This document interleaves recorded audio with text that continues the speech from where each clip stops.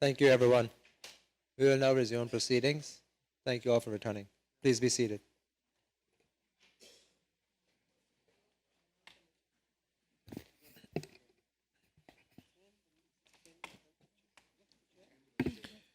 We will now consider appropriation PAH 10, management of government properties, $12,266,200 found on page 142. Are there any questions? Mr. Chair, Mr. Bush? I don't know if this is the point I want to bring this in, but at this junction, but since you talk about government buildings, I saw and the minister can tell me to go to another page or wait till another head. But I saw the report on the intentions for the old glass house. And I don't know if they have a report done on the structure to see how sound it is, to find out basically if the structure is solid. Mr. Chairman. Mr. Chairman, we don't have a very recent one, but I had one done from 2007-8.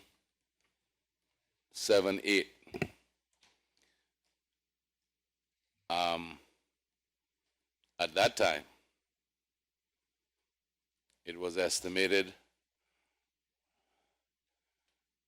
and I want to quickly do it as best I can, but to state the facts. It was estimated that at that time to replace the structure was $300 a square foot. To retrofit the existing structure was $273 a square foot. But there were several other considerations. That building, and I'm going by memory, doing the best I can. If I remember correctly, that building gross square footage is some 42,000 square feet. And the usable space in the building is somewhere between 26 and 28,000 square feet. So in other words, how the structure is built, it could not be refurbished from the inside to make any more efficient use of the square footage because of the way it is built. And those of us who have been in that building for a long period of time understand how it was built with all of the poured concrete. And so, and in other words, the walls are not such that you could rearrange the walls without questioning the integrity of the structure. And I still believe today, firmly, that from the point of view, I understand the sentiments, but from the point of view of actual usage, that to spend a large amount of money and today worse because of how the amount of mold and everything else that's in there, to spend that large amount of money and still have an inefficient building space-wise just doesn't make good sense in this day and age. Now, the business of a green area is not just because people like the thought, but I think we've accepted now that the tower site, which is adjacent to us, is not going to be that, simply because of the plans for the port. And of course, even this building that we are in now, I have already instructed, after getting caucus agreement, Lands and Survey to take off 30 feet off of the back of this property of the tower building site to add to the Legislative Assembly property to give extra parking. So that's in the works to be done. And there is no other green area. I'm calling that because that's what people call it, but there is no other area that people can go to and sit down, not just tourists, but locals alike. And we believe that retaining the property as a government asset is in the best interest of the government. And if in years to come, along with the immigration property that exists, plus the over 4 acres that is on behind the immigration department, that is sufficient property for the government to own in central Georgetown, in OPY. I know that the leader of the opposition had other thoughts about the building, and he can certainly express his thoughts, but I just wanted to basically give the logic behind. It's not just want to just take it down just because you can take it down. But certainly, even though we would dispose of the police station, that's what we would like to do. The rationale behind that is to allow some private developers to bid on that property, and they would have close to 2 acres, not quite 2 acres, but close to 2 acres to redevelop that in whatever fashion they wish, while leaving where the glass house is, along with where Radio Cayman building and the GAB is, plus the other property that we own behind, as sufficient property for the government. And in the meantime, until such time, which I don't see in the very near future, the need, until such time as any need for that to be used as a structure or to erect a structure on, let it be for the use of the public. That is the thought process behind it. Mr. Chair, I thank the Minister. My thoughts are known and is on paper, so I'm not going to go through it, except to say that when we did our own, and I thought something would still be on file somewhere about, in regards to how sound structurally the glass house was at that point. Now, that was not too long ago. Yeah, but forgive me if you don't mind. If we were to gut that building, I am not questioning the structural integrity of the building by way of its main structure, take out the glass or whatever, and in other words, if we were to gut it, I'm not questioning the structural integrity of the building like that. It's what it's going to take to do it again, and how much actual usable space you'd be able to do because of the walls. It did have sufficient space because there were renderings of work to be done that could have been done to it to make it proper offices, whether that became the Cayman Islands Financial Center building or with SEMA and customs, the whole finance structure. That was one of the intentions, and that's what we were looking at. And certainly the plan said it was. I think it was OB, what that company was called at that time. Anyway, Cindy O'Hara OBM. I think Cindy O'Hara was the one that was on it and made a rendering for us. I would have to see more plans, substantial plans from the government in regards to if they're moving the police station and all this. When you say you would Well, right now you're talking, but I don't see anything and see what actual cost would be or anything like that. on what? On any building, you're going to move like the police station. Oh, okay. That I mean, I don't know if But you we all are have a figure. satisfied that what could be had from that property will easily build the new structure elsewhere. Well, I just think it is an icon. It's just there doing nothing really, and we had hoped to we have that long past done, but that was another one of a favorite governor of Duncan Taylor's sabotage. But be that as it may, I don't care here. I hope he's not nowhere. Mr. Chair, I certainly, like I said, I am not at this point going to say yea or nay. I'm just leery of an attempt to tear it down. It was built when this legislature and the courthouse it's around 70s, in the mid 70s, and you have to move on. Your country develops, and country grows. You have to move on, but you don't have to take down every building that we have that is some sort of icon, as this building is. I am pleased to hear about the LA site, that property will be used for some. In fact, at some point we're going to have to extend this because we have no facilities here. There's no library, nothing to do research. Well, staff is still jumbled up in places. So at some point we need to. Hence the 30 feet for parking right now and whatever other use. Yeah, we might have to go upstairs, whatever the plans are. But Exactly. we're going to have to do something, especially if your government has a way, you can bring in 100 members for one man, one vote. So Think of everything now so that you make sure you get all that you want to say said. Keep going. no, I'm finished.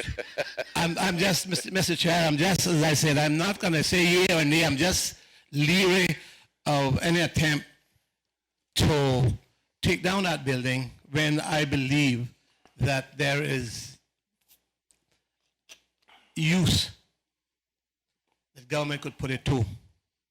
We still got plenty of people, I think, lying in rental space. SEMA being the biggest one, I believe, might be. But you got DPP, you got all those people still out. I'll leave it there, Mr. Chair, because I know that the minister hasn't sunk his teeth into it properly. But hopefully when he will bite, that he won't bite too hard, that he'll take it down as yet. Mr. Chairman, just to finish from this side, I hear all that the honorable leader of the opposition is saying, and I can assure him that the government is not going to treat the matter lightly just for the sake of knocking the building down. And if the no problem with the park. I mean, I understand. that's all a good idea. But I understand. But suffice it to say that we will make sure that whatever makes the most sense, economical and otherwise, we will do to the best of our ability. But I do understand what the member is saying. one question, and I don't know, maybe he might not want to say it publicly, but I'd still care to know privately. You said you're pretty sure of funds received from the sale of the present site of the police station. Could build a building. You have an idea what that building may cost? We don't have finished plans for that building, but we have ballpark figures, which, and at this point in time, I would, because of what I've already said, I wouldn't want to prejudice the sale of the property, if you understand what I'm saying, by quoting any figures.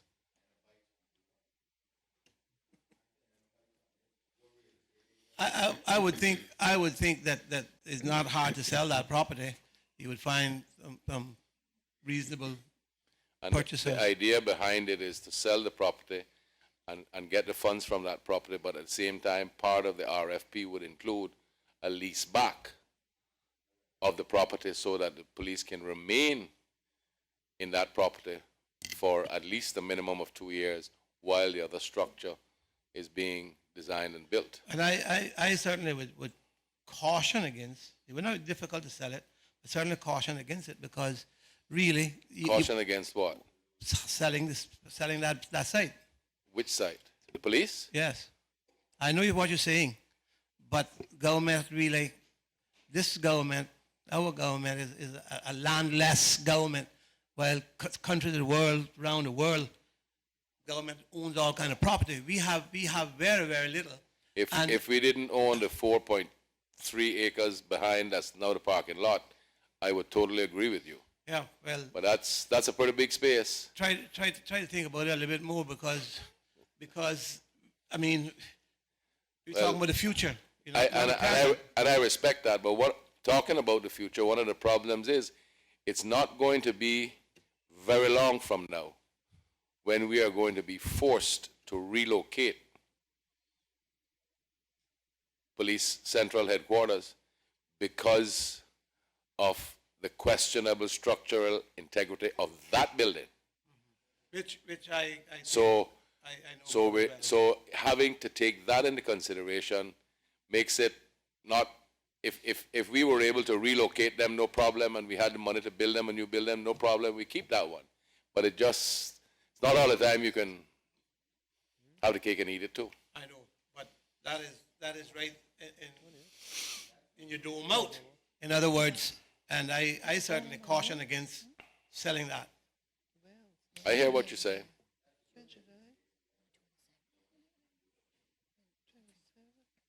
Aye. Mr. Thank you, Mr. Mr. Chairman. McLean, you're welcome, Mr. Bush. Mr. McLean, Mr. Chairman, thank you. Mr. Chairman, I wonder if the minister can tell us all the property that government owns in East End. Is your ministry responsible for the care to take care of that, caretaking of that? When you say all of the property, you mean like the civic centers and No, I'm talking about raw property.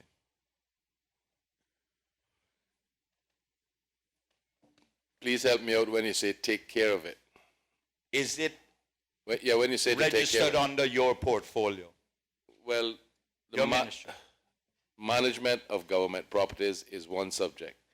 If it's raw land owned by the government and it's not being used or it's not vested with any other of the agencies or SAGCs, then it would be the Lands and Survey Department. Okay, Mr. Chairman, it would be unoccupied Crown-owned land holdings and Crown properties, but not leased to third parties. Right. The advent of the National Conservation Law and the recent announcements by that committee, that board, that they are now moving ahead to designate Crown properties as habitats. Can you tell me if there are any of the lands, Crown properties within the electoral district of East End has been considered? Mr. Chairman, no one has said anything to me.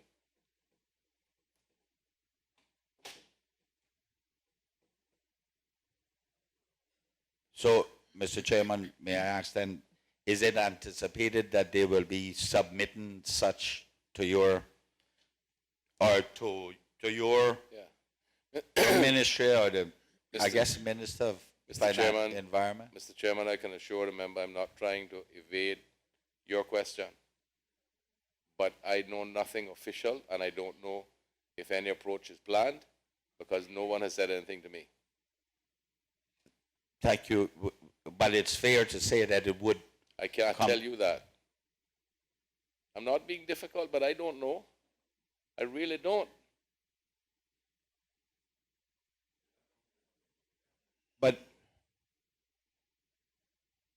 But if your ministry manage it and the Minister for Environment, I understand what you're saying, but I can't tell you what the net end result is going to be because no one has consulted my ministry and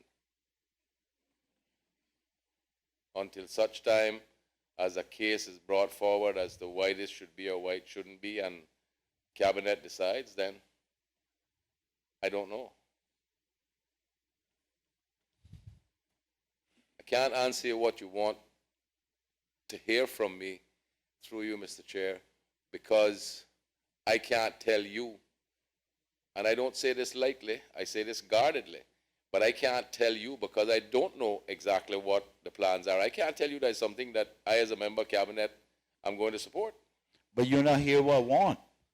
So how you got to tell me what Now go ahead what I you're saying wanted now to then, hear? because I was only going by what you had asked so far. No, I was trying to ask, would it not come, would you not be a part of that discussion when the, if and when the time comes that your ministry I'm talking about? I would certainly hope so. Okay. Certainly.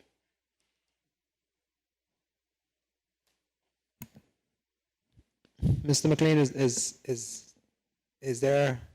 No, no, that's okay. I just wanted to straighten it up that at least his ministry would have to be notified if the Ministry of Environment wanted to designate lands within the district of East End, because there's use for some of those lands up there. And I understand. And you know where I'm talking about. And if deep the inland. member wishes a commitment, I'm happy to give the member. No, I just wanted the No, process. what I'm saying is, I am very happy to give you a commitment. Okay. That anything that I am asked about that's concerning anybody's district, I would certainly contact the representative to find out their views. Yeah, okay.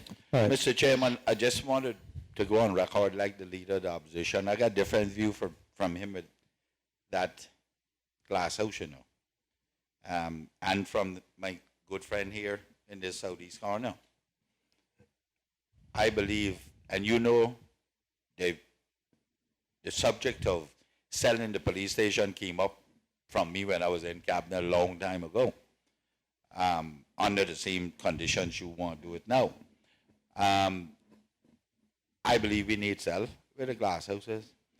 Make it a part of the purchase for that police station. You see anybody going on in a green out there now? One nice tree there, nice shade. Nobody don't even eat lunch on there. Gentlemen, okay, it's not a particular question. They're all statements, so I would like to move on. Mr. Miller? Through you, Mr. Chairman, to the Minister. First of all, Mr. Chairman, I want to congratulate Mr. Worms on his appointment as the Facilities Manager. It certainly is a pleasure to deal with him, having to deal with those I dealt with in the past and how convoluted they could get. I find him to be very straightforward, very humble, and very easy to get along with. But I have a particular problem at the government site in Northside. We have either 5 or 6 individuals or landscape companies looking after the complex. We got the HSA has somebody that looks after the clinic.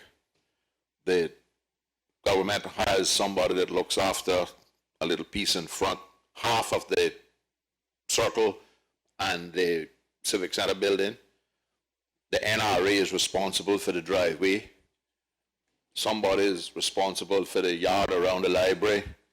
Somebody works at the school.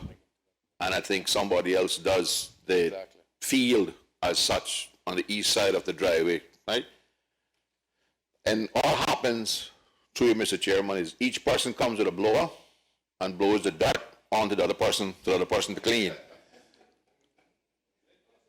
Huh? No, the sidewalk that exists there is impossible to walk on because it's totally overgrown with bush between the clinic and the Civic Center. I've spoken to the people who do it. They suck their teeth at me and get there in the van and drive off. I'm wondering if the minister wouldn't undertake to just combine that whole complex and hire 2 of my constituents on a full-time basis to maintain the property, both the grounds and the buildings. Because then we will have some some semblance of continuity and we would get things done. I mean, right now, only half of the driveway is drivable because the NRA hasn't cut the driveway coming in. And what's happening now is really unsatisfactory. Mr.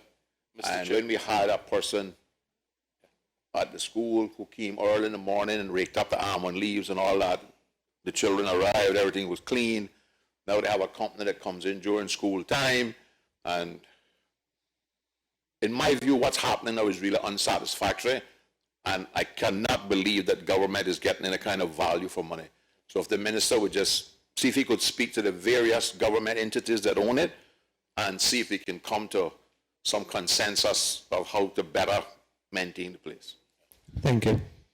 Mr. Chairman, just to quickly answer the minister, I couldn't commit as to how the whole thing would be configured. And I understand his suggestion, but I can't commit to that just speaking because there's a process of bidding and all like that. But what I can commit to, which I think makes all the sense in the world, is using my ministry to try to coordinate the efforts to see if we can't get it to be done by one entity so that one is responsible and you don't hear what you're talking about and one say this part of the hedge I shouldn't cut or clean. So we will do our best with that. Thank you, Mr. Tibbetts. Aye. If there are no further questions, we'll proceed to vote. So all those in favor of PAH 10, management of government properties for $12,266,200, standing part of the schedule to the bill, please say aye. Aye. And those against, no. PAH 11, procurement and maintenance of government fleet, $3,431,224 on page 144. Are there any questions? Mr. Chair, before Yes, sir. before questions, members will note that the 14-15 forecast is $4.5 million and the 15-16 budget projections is $3.43 million. And if anybody's wondering about that, it is mostly due to the fact that the cost of fuel is now reassigned to each department since there will be the reintroduction of interagency charges for fuel. So instead of all of the allocation being under PAH 11 for fuel consumption for the government vehicles, each department will be responsible by way of the budgetary process for their own cost of fuel. Yes, sir. Mr. Miller? Through you, Mr. Chairman, I think it was last year in Finance Committee, we had a long discussion on the types of vehicles that government should be buying, i.e. looking to buy fleet vehicles with minimum luxuries in it. And I wonder, I still seem to see some fancy vehicles driving around with government tags on them, and I'm just wondering how far we got with the introduction of the fleet vehicles. Mr. Chairman, I know what the member may still see, and I'm sure he'll appreciate that it takes a while to see the lasting effects of any new policy. But the new vehicle procurement policy has been developed and spearheaded by Mr. Sims, who is in charge of DVES, just like you are content with the new director of facilities management, then I'm certain any interaction with this young gentleman, you'll feel the same way.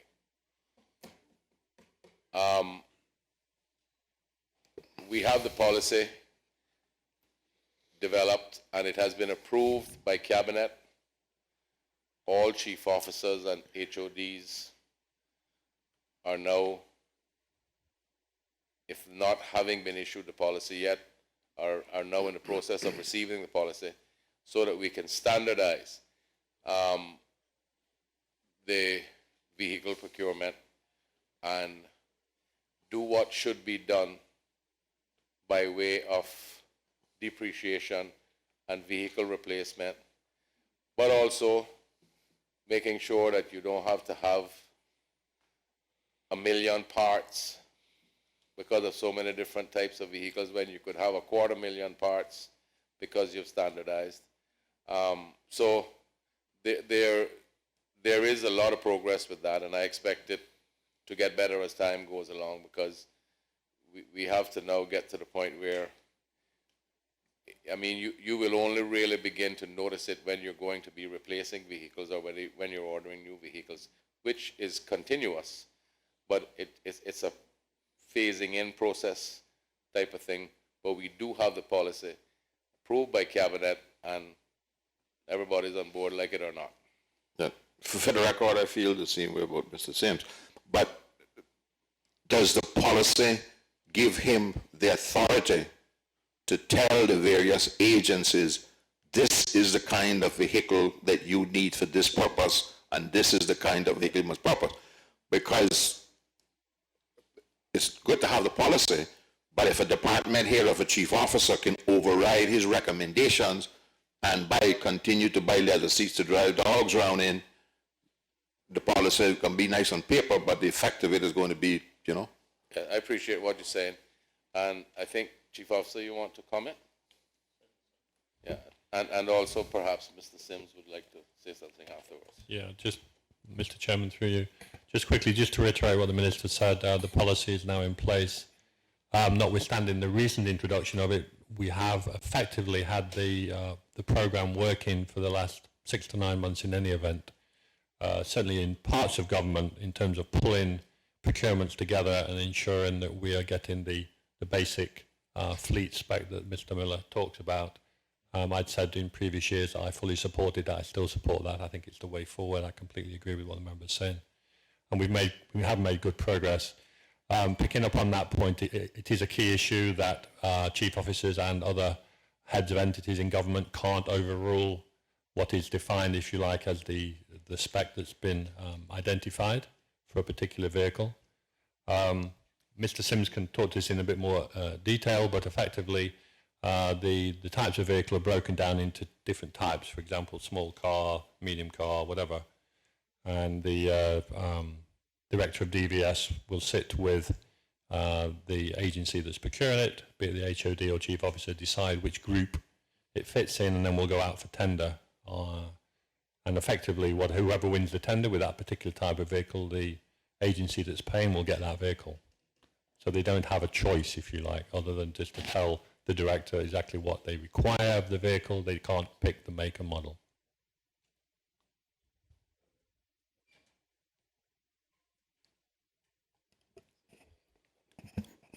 Mr. Chairman, Richard Sims, Director of Department of Vehicle and Equipment Services. Just want to say I'm particularly pleased about this policy and its implementation. It really gives us the authority to ensure that we have a proper standardization in place to address a lot of the concerns that we have in terms of training for staff. We can more focus on particular makes and models, because as you can appreciate now, we have so many different makes and models across the service, and it requires us to stock excessive parts, and with this policy we'll streamline a lot of those concerns that we had previously about having to keep up with different technologies and so on that's coming on the market. So we're particularly pleased about its approval, and as the Chief also mentioned, we've been working it for the last few months in any case. So we'll have an opportunity to sit down with HODs examine their needs and do the acquisitions accordingly. Mr. Miller, you have You're another- talking about the policy make and model. But how does the policy, because when I talk about standardization and fleet vehicles, I'm talking about an instance for, let's pick up truck or car, wind up windows, radio, Yes. automatic, you know, not twin cab and four-wheel drive for somebody that, you know, doesn't need that facility. That's correct, sir. We're going to make, these models are going to be as basic as possible. It won't, we try to get away from all the expense, as you mentioned, with the power windows, all these different things that are unnecessary. And just stick to one basic standard. You know, for example, we looked at instance where we find now departments are having big vehicles, only one person using it, where it could be just a small car that's required for administrative functions and so on. So we've definitely delved into those aspects. Does the policy offer any flexibility for lease?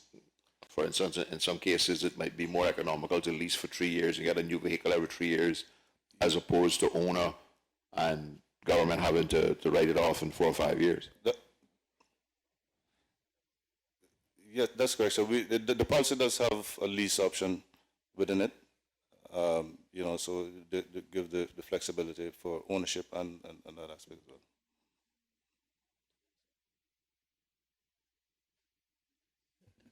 Any further questions, Mr. Miller? Mr. McLean? Mr. Chairman, I want to find out from the minister, when was the last time we disposed of those obsolete and depreciated vehicles? To the chair and to the member, just last Friday, matter of fact, we disposed of around 19 vehicles by way of auction that has been depreciated. One of the things that we're trying to do going forward is try to assess these vehicles every 6 months, that we can make recommendation for replacement. And also, one of the things I want to mention in relation to the fleet acquisition is that once we go into agreement with the vendors, we tie them into servicing contracts as well. That is service contract for new vehicles, that you don't have to service them over that guaranteed period. That's correct, sir. And are they being bought locally? That's correct, sir, yes. What do you do with obsolete trucks, like the garbage trucks? Well, for now, they're being stored at the landfill. We're hoping to dispose of them into cooperation with the director of DEH. You know, maybe we can look at selling those or export them for scrap metal. Selling them locally, or? Yes, sir, we can put them for auction. We've looked at that because I've had, matter of fact, several persons have been calling me in the last 2 weeks about looking to buy the trucks for spare parts and whatever. Do you manage those skips from DEH also as No, sir. as equipment? No, sir. Not the skips. Only DEH does that. Yeah. Just the vehicles. Right, sir. That's correct. I don't know if anyone asked this, but what's the name of the new gas distribution system that we intend installing? That is the island, Management system the fuel management system. It's Islander Plus. by whom? Well, it's part of Gas. Gas Boy is a brand name. It's It's the same gas boy. No.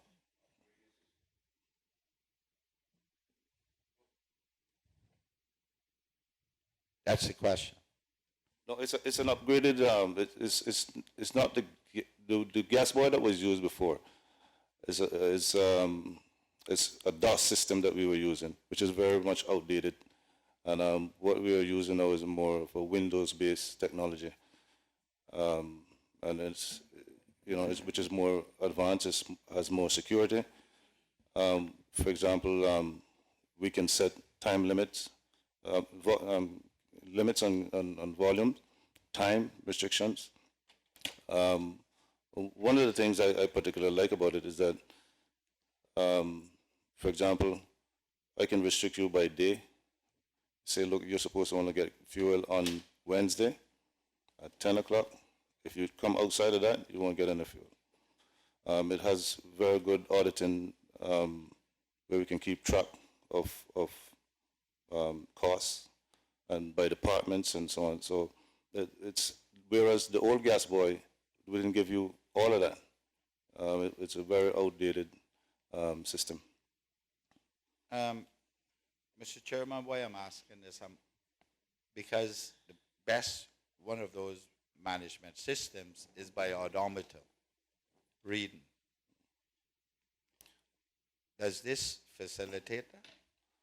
Yes, sir. It has the capability to do audited by odometers. Right, and it does have that capability, sir, and which we're very pleased about. And also, we're looking at the other aspect is upgrading it in the near future with the ring system, which means that you have the ring that can be placed over the gas entrance, and they will read the nozzle. And if you don't have the ring and the nozzle reading each other, then you can't get any gas. So, for example, you take your private vehicle here that doesn't have the ring attached to it, you won't be, you can't, or a gas can, you won't be able to get any fuel. But Mr. Chairman, how does the odometer reading works on this system? Well, first, once it's programmed, when you come, you have to, well, there's two ways we can do it. You can either manually put the mileage in when you come, and one of the things that we're looking at installing as well, it will do an auto read. There's a chip that comes into, that is attached to your vehicle, and it will automatically read your meters, the mileage, and will store it in the system. So each time you come, it will automatically read the mileage on your vehicle. So how does it work?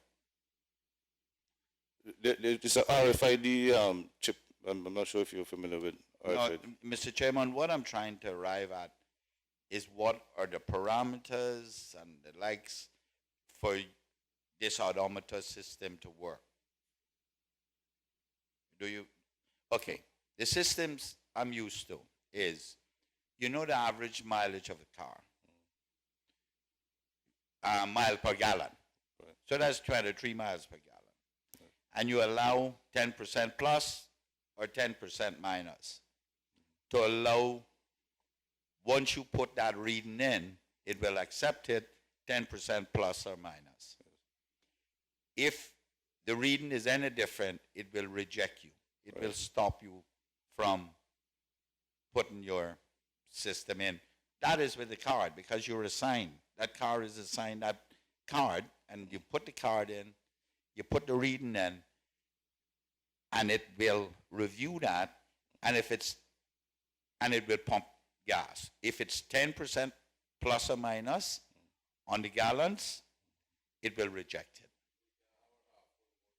Or you can, but it will notify the manager that when they fill it up and what have you, and it will notify them through management systems. You can print off that this car is being used more often, yes, or yes. not getting the mileage, and Yes. it's more. It also serves for service Yes. management as well. That's what I'm used to. So I'm trying to find out if that's the kind of system that this has. Absolutely. Through the chair, yes, sir, to them. My understanding, that is exactly how the system will work. And as you mentioned, the servicing, it will also be able to prompt us for servicing at whatever mileage we decide to put in it. Whether it's 3,000, 4,000, whatever. Well, more so too, the performance of the vehicle really Right. will prompt you. You'll see that if it was 23, now you're only getting 22 miles, 20 miles per gallon. There's something wrong with it, with the maintenance, with the service period. So is a system you're going to employ, or I heard the minister speaking something about a system where you restrict them by time or something, which is kind of difficult to manage, because if you micromanage the distribution of fuel, then you're going to stop production. So if you manage by virtue of seeing the values that you're getting for that fuel, then you will keep production up. You can always pull that one out and find out why they were using so much fuel. Which one? I don't know what the minister was talking about time a few days ago when he was debating here. Because that's Mr. Chairman, that's what the minister, what was it you described to us?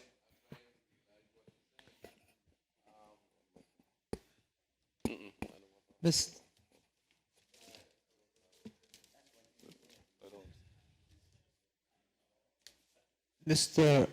McLean, are you able to answer the question, or is it understood? No.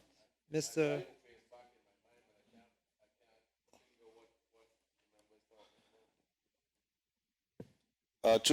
If you're speaking of the time it gives for when the vehicle is due for service, or No, when the minister was doing his debate recently, he was talking about a new system that we were putting in, gas distribution system, and there was a system that would be utilized on a time frame, the time she can go and get fuel and what have you. That is not a very effective system, because it destroys production. no, it just has that capability. For example, if we know we're having problems with a particular department, we can say, okay, we can restrict it to a certain time. Doesn't mean that every time you go, you'll be restricted. For example, we wouldn't be considering restricting emergency services departments such as the police or the ambulance unit, because they need that access 24/7. But there are some departments, for example, who only do administrative work. For example, they only work 9 to 5. There's no need then for you to get fuel after 6. So we can disclose off that time to say this vehicle can only come in between 8:30 and 5 for fuel. Now, because you don't work outside those hours, there's no need for you then to come in. And so I'm assuming that's probably where the time factor came in. That's precisely where I'm going. It is a system that is doomed for failure. It has always been doomed for failure, and every time it is installed, it does not work. Here's what happened. You could burn that fuel out in one day. But if you had the odometer reading, you can get fuel again that day. But you, just to quickly say, Minister, member from East End, if you don't mind, the business of the time, that's an option. If you want to employ that option at any time with anybody or any department, you can do so. But that's not part of its mandatory operations. And the odometer system that you're talking about is something that will be used for various reasons. Okay. So it's not like it has to be like that. One last question. What are you going to do about the general fuel use?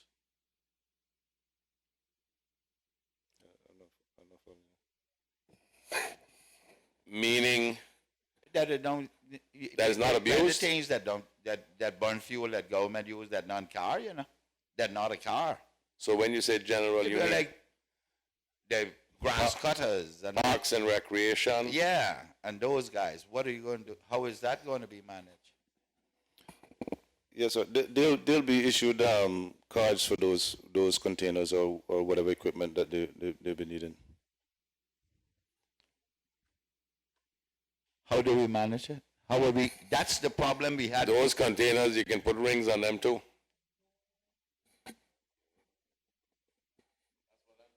That is precisely the cause of the problem under the system. People were going and filling up containers and then go and put it in their cars.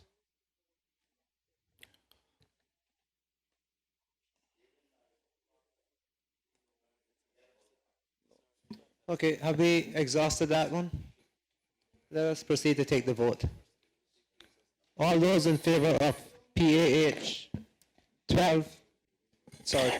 11, procurement and maintenance of government fleet for $3,431,224, standing part of the schedule to the bill, please say aye. Aye. Those against, no.